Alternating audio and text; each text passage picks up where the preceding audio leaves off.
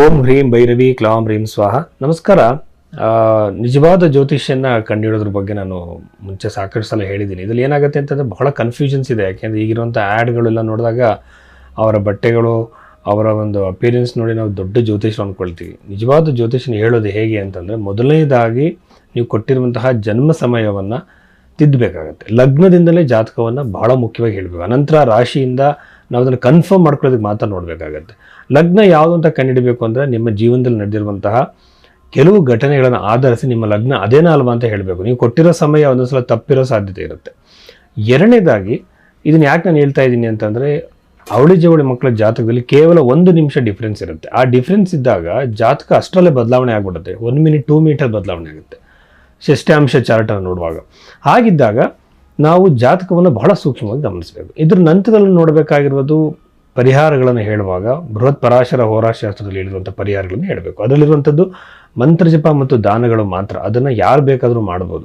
ಇಲ್ಲಿ ದೊಡ್ಡ ದೊಡ್ಡ ಪೂಜೆಗಳು, ಹೋಮಗಳು, ರುದ್ರಾಕ್ಷಿ, ಆಮೇಲೆ ಜೆಮ್ ಸ್ಟೋನ್ಗಳು, ಆಮೇಲೆ ಏನೇನೋ ಒಂದು ಬಾಲಿಶವಾಗಿರುವಂತಹ ಪರಿಹಾರಗಳು, ವಾಸ್ತುವಲ್ಲಂತೂ ಬಹಳ ವಿಚಿತ್ರವಾಗಿರೋ ಪರಿಹಾರಗಳನ್ನ ಹೇಳ್ತಾರೆ. ಸೊ ಅದನ್ನು ಯಾವುದು ಫಾಲೋ ಮಾಡಬೇಡಿ. ಪರಾಶರ ಮಹರ್ಷಿ ಹೇಳಿರುವಂತಹ ಪರಿಹಾರಗಳನ್ನೇ ಮಾಡಬೇಕು. ಅದರಲ್ಲೂ ಸಹ ನಮ್ಮ ಒಂದು ಹಣೆ ಬರಹ ಏನಿದೆ ಅದು ಕರ್ಮದಿಂದ ನಿರ್ಣಯವಾಗುತ್ತೆ. ಸೊ ಕರ್ಮದ ಫಲವಾಗಿ ನಾವು ಅನುಭವಿಸ್ತಿರ್ತಿದ್ದೀವಿ. ಅದನ್ನು ಬದಲಾವಣೆ ಮಾಡೋದಕ್ಕೆ ಯಾರಿಂದಲೂ ಸಾಧ್ಯ ಇಲ್ಲ. ಬಟ್ ಏನಾಗುತ್ತೆ, ಪ್ರಾರಬ್ಧ ಕರ್ಮ, ಕ್ರಿಯಾಮಾನ ಕರ್ಮ, ಸಂಚಿತ ಕರ್ಮ ಅಂತಿದೆ. ಇದರಲ್ಲಿ ಕ್ರಿಯಾಮಾನ ಕರ್ಮದಲ್ಲಿ ಕೆಲವು ಬದಲಾವಣೆಗಳನ್ನು ಮಂತ್ರ ಜಪಗಳಿಂದ, ದಾನಗಳಿಂದ, ಸತ್ಕಾರ್ಯಗಳಿಂದ, ಒಳ್ಳೆಯ ಗುಣದಿಂದ, ವ್ಯಕ್ತಿತ್ವದಿಂದ ಬದಲಾವಣೆ ಆಗುತ್ತೆ. ಸೊ ಇದನ್ನು ತಿಳ್ಕೋಬೇಕು, ಇದನ್ನೇ ಆಚರಣೆಗೆ ತರಬೇಕು. ಇದು ಜ್ಯೋತಿಷ್ಯ ಕೆಲಸ. ನಿಮ್ಮ ಒಂದು ಹಣೆ ಬರಹವನ್ನು ಅಕ್ಸೆಪ್ಟ್ ಮಾಡ್ಕೊಳ್ಳೋ ಹಾಗೆ ನಿಮಗೆ ಕೌನ್ಸಿಲಿಂಗ್ ಆತ ಮಾಡಬೇಕು. ಎರಡನೇದಾಗಿ ಒಳ್ಳೆಯ ಸಮಯ, ಕೆಟ್ಟ ಸಮಯವನ್ನು ತಿಳಿಸಬೇಕು. ಕೆಟ್ಟ ಸಮಯಕ್ಕೆ ಪರಿಹಾರವನ್ನು ಕೊಟ್ಟು 100% ನಿಮ್ಮ ಹಣೆ ಬರಹವನ್ನು ಬದಲಾವಣೆ ಮಾಡ್ತೀನಿ ಅಂತ ಅದು ಯಾವ ಕಾರಣಕ್ಕೂ ಹೇಳಬಾರದು. ಇಷ್ಟು ನಾವು ಗಮನದಲ್ಲಿ ಇಟ್ಕೋಬೇಕಾಗತ್ತೆ. ನಿಜವಾದ ಜ್ಯೋತಿಷಿಯ ಲಕ್ಷಣ ಇದು. ಹಾಗೆಯೇ ಅವರು ಉಪಯೋಗಿಸುವಂತಹ ಪದ್ಧತಿಗಳು, ಸಿಸ್ಟಮ್ಸ್ಗಳು ಕೂಡ ಒಂದ್ಸಲ ಅಬ್ಸರ್ವ್ ಮಾಡಬೇಕಾಗುತ್ತೆ. ಕನ್ಯಾ ರಾಶಿಗೆ ಸಂಬಂಧಪಟ್ಟಂತೆ ನಾವು ಈ ಒಂದು ವಾರ ಭವಿಷ್ಯದಲ್ಲಿ ನೋಡೋದಾದರೆ, ಕನ್ಯಾ ರಾಶಿಯ ಅಧಿಪತಿಯಾಗಿರುವಂಥ ಬುಧ ಗ್ರಹ ಬಂದು 3ನೇ ಮನೆಯಲ್ಲಿ ಇರುವಂಥದ್ದು 1ನೇ ಡಿಗ್ರಿಲಿ ಇವತ್ತಿನ ದಿನಕ್ಕೆ ನಾವು ನೋಡೋದಾದರೆ, ಸಂಚಾರ ಮಾಡುವಂಥ ಸಾಧ್ಯತೆ, ಅನವಶ್ಯಕ ಓಡಾಟಗಳು ಇರುತ್ತೆ. ಯೂಶ್ವಲ್ ಆಗಿ ಈ ರಾಶಿಯಲ್ಲಿ ಹುಟ್ಟಿದಂಥವ್ರು ಬಹಳ ಶಾರ್ಪ್ ಆಗಿದ್ದು ಒಂದು ಬಿಸ್ನೆಸ್ ಮೈಂಡೆಡ್ ಪೀಪಲ್ ಆಗಿರ್ತಾರೆ. ಸೊ ನಾವು ಇದನ್ನು ಅರ್ಥ ಸಾಮುದ್ರಿಕೆಯಲ್ಲಿ ನೋಡ್ತೀವಿ. ಅರ್ಥ ಸಾಮುದ್ರಿಕೆಯಲ್ಲಿ ಬುಧಗ್ರಹ ಚೆನ್ನಾಗಿದ್ದಾಗ ಕೆಲವು ಕಾಂಬಿನೇಷನ್ಸ್ ಕ್ರಿಯೇಟ್ ಆಗುತ್ತೆ. ಆ ಕಾಂಬಿನೇಷನ್ಸ್ ಇದ್ದವ್ರು ಬಿಸ್ನೆಸ್ ಮಾಡಿದ್ರೆ ಬಹಳ ಬೇಗ ಸಕ್ಸಸ್ ಆಗ್ತಾರೆ. ಈಗ ನೋಡಿ, ಎಲ್ಲರೂ ಕೂಡ ಬಿಸ್ನೆಸ್ ಮ್ಯಾನ್ಗಳಾಗೋಕ್ಕಾಗಲ್ಲ. ನಮ್ಮಲ್ಲಿ ಏನಾಗಿದೆ ಅಂತಂದರೆ, ನಮ್ಮ ನೇಚರ್ ಏನು, ನಮ್ಮ ವ್ಯಕ್ತಿತ್ವ, ಅದಕ್ಕೆ ತಕ್ಕಂಥ ವೃತ್ತಿ ನಾವು ಚೂಸ್ ಮಾಡ್ತಾ ಇಲ್ಲ. ನಾವೇನು ಮಾಡ್ತಿದ್ದೀವಿ, ಅವ್ರ ಥರ ನಾವು ಕಾಪಿ ಮಾಡೋಕೆ ಹೋದಾಗ ನಾವು ಸಕ್ಸಸ್ ಆಗೋಕ್ಕಾಗಲ್ಲ.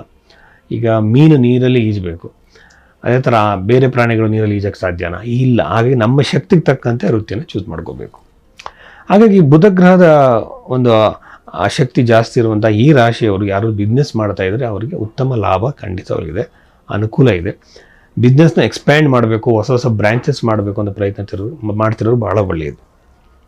ವಿವಾಹಕ್ಕೆ ಪ್ರಯತ್ನ ಮಾಡ್ತಿದ್ರೆ ಖಂಡಿತವಾಗಲೂ ಸಹ ಬಹಳ ವಿಳಂಬ ಆಗುತ್ತೆ, ಎಳ್ಕೊಂಡು ಹೋಗುತ್ತೆ. ಸಂಬಂಧಗಳು ಬರಲ್ಲ, ಒಳ್ಳೆ ಸಂಬಂಧಗಳಿರಲ್ಲ. ಅದರಲ್ಲೂ ಕೂಡ ನಿಮ್ಮ ಜಾತಕದಲ್ಲಿ ಡಿಲೇ ಕಾಂಬಿನೇಷನ್ಸ್ ಇದ್ದರೆ ಗ್ರಹಗಳದ್ದು ಖಂಡಿತವಾಗಲೂ ಸಹ ನಿಮಗೆ ಮದುವೆ ವಿಳಂಬ ಆಗ್ತಾನೆ ಹೋಗುತ್ತೆ. ಸೊ ಬಂದ ಸಂಬಂಧ ಮಿಸ್ ಆಗಿಬಿಡುತ್ತೆ. ಕೆಲವು ಸಂದರ್ಭದಲ್ಲಿ ತುಂಬ ನೋ ಮ್ಯಾರೇಜ್ ಯೋಗಸ್ ಅಂತಾರೆ, ಮ್ಯಾರೇಜ್ ಆಗೋದೇ ಇಲ್ಲ ಅಂಥ ಕಾಂಬಿನೇಷನ್ ಇದ್ದವ್ರಿಗಂತೂ ಬಹಳ ಟೆನ್ಷನ್ಸ್ ಕ್ರಿಯೇಟ್ ಆಗುತ್ತೆ. ಸೊ ವಿವಾಹಕ್ಕೆ ಶುಭ ಸಮಾಚಾರ ಇಲ್ಲ, ಲಾಭದಾಯಕವಾಗಿರುತ್ತೆ, ಸಂಚಾರ ಇರುತ್ತೆ. 10ನೇ ಮೇಲೆ ಗುರುಗ್ರಹ ಇರುವಂಥದ್ದು. ನೀವು ಏನಾದರೂ ಕೆಲವರು ದೊಡ್ಡ ದೊಡ್ಡ ಪೊಸಿಷನಲ್ಲಿ ಇರ್ತಾರೆ, ಅವರು ಅದಕ್ಕಿಂತ ದೊಡ್ಡ ಪೊಸಿಷನ್ನು, ಪವರ್ ಇರುವಂಥ ಪೊಸಿಷನ್ಗೆ ಹೋಗೋಕ್ಕೆ ಪ್ರಯತ್ನ ಮಾಡ್ತಿರ್ತಾರೆ. ಅಂಥವ್ರಿಗೆ ಈ ಒಂದು ವಾರ ಬಹಳ ಅತ್ಯುತ್ತಮವಾಗಿರುತ್ತೆ. ಸಡನ್ನಾಗಿ ಪವರ್ ಪೊಸಿಷನ್ಗೆ ಹೋಗುವಂಥ ಸಾಧ್ಯತೆ ಇರುತ್ತೆ ಅವರು.